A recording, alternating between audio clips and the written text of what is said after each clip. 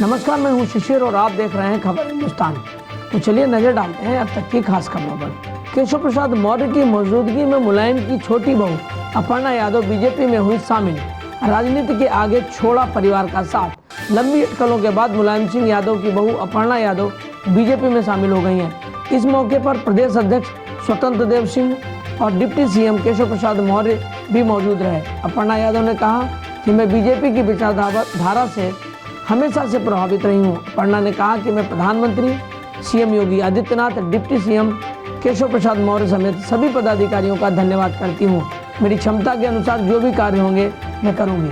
चालान से बचने के लिए अलीशा ने दिया धोखा। ठाकुरगंज के हुसैनाबाद के रामगंज की रहने वाली अलीशा ने चालान से बचने के लिए अपने मोहल्ले की विदिशा बन गई। दरअसल अलीशा ने अपनी स्कूटी पर नंबर विदिशा की स्कूटी का लिखवा लिया। नियम तोड़ती अलीशा और चालान पहुंचता विदिशा के घर। भूपेश बघेल ने योगी सरकार पर साधा निशाना।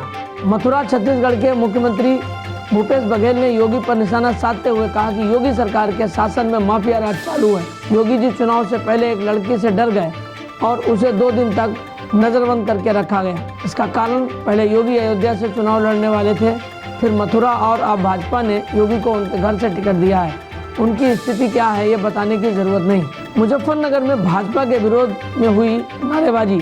मुजफ्फरनगर में पुरकाशी क्षेत्र के गांव जबरपुर में सुरेश धनगर के आवास पर अखिल भारतीय धनगर समाज महासंघ के युवा जिला अध्यक्ष अनिल धनगर के नेतृत्व में समाज के लोगों की बैठक हुई। बैठक में कहा गया कि जब तक धनगर प्रमाण पत्र नहीं मिलेगा भाजपा का वोट नहीं देंगे, जिसमें भाजपा के विरोध में नारेबाजी की गई।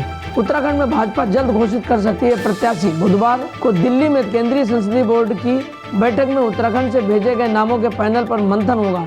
इस बैठक में प्रधानमंत्री नरेंद्र मोदी, केंद्रीय गृह मंत्री अमित शाह और राष्ट्रीय अध्यक्ष जेपी नड्डा भी भाग लेंगे। 15 जनवरी को दी गई सूची में समिति को 50 नाम भेजे जा चुके हैं। शेष 20 नामों पर जल्द मोहर लग सकती है। आजमगढ़ की गोपालपुर विधानसभा में चुनाव लड़ेंगे अखिलेश यादव। समाजवादी पार्टी प्रमुख अखिलेश यादव भी उत्तर प्रदेश विधानसभा चुनाव 2022 में लड़ेंगे।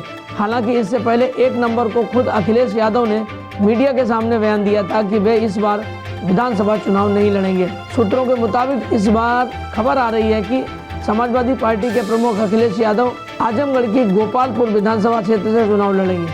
अभी भी अखिलेश यादव आजमगढ़ के सांसद हैं। बीजेपी आज जारी कर सकती है यूपी विधानसभा चुनाव के 160 प्रत्याशियों की लिस्ट। दिल्ली में बीजेपी के कार्यालय में मंगलवार को यूपी विधानसभा चुनाव के उम्मीदवारों के नामों पर मंथन हुआ। सूत्रों के अनुसार तीसरे, चौथे और 5वें चरण के करीब 160 नाम तय कर लिए गए हैं। ये मोदी की अगुवाई में केंद्रीय चुनाव समिति की बैठक में रखा जाएगा।